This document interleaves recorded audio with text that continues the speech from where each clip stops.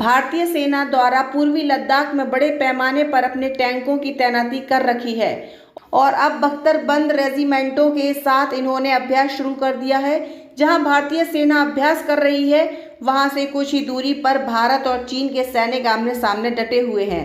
भारतीय सेना के टैंक दुर्गम इलाकों 14,000 फीट से 17,000 फीट की ऊंचाई पर ऑपरेशन के लिए तैयार हैं।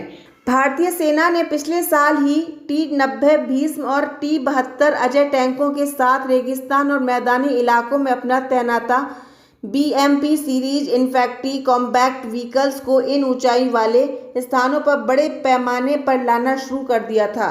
इसकी शुरुआत ऑपरेशन स्नो लेपर्ड से तब हुई जब पिछली गर्मियों में पूर्वी लद्दाख में चीन और भारत के बीच तनाव चरम सीमा पर पहुंच गया था। सेना के एक अधिकारी ने बताया कि हम पहले ही पूर्वी लद्दाख की इन ऊंचाइयों पर -45 डिग्री तक तापमान का अनुभव करते हुए एक साल बिता चुके हैं। हमने ऐसी विषम परिस्थितियों और दुर्गम इलाकों में टैंकों को संचालित करने के लिए अपने दिशा निर्देश तैयार किए हैं। अब इन टैंकों के रखरखाव पर जोर दिया जा रहा है, क्योंकि अत्यधिक सर्दियां रबर और अन्य भागों पर प्रभाव डाल सकती हैं। अगर हम इन टैंकों को अच्छी तरह से रखरखाव कर सकते हैं तो हम इन्हें यहाँ बहुत लंबे समय तक इस्तेमाल कर सकते हैं। मई 2020 में पूर्वी लद्दाख के फिंगर क्षेत्र और गलवान घाटी जैसे स्थानों पर चीनी आक्रामकता का जवाब देने के लिए भारतीय सेना ने अपनी तैयारियां तेज कर दी हैं।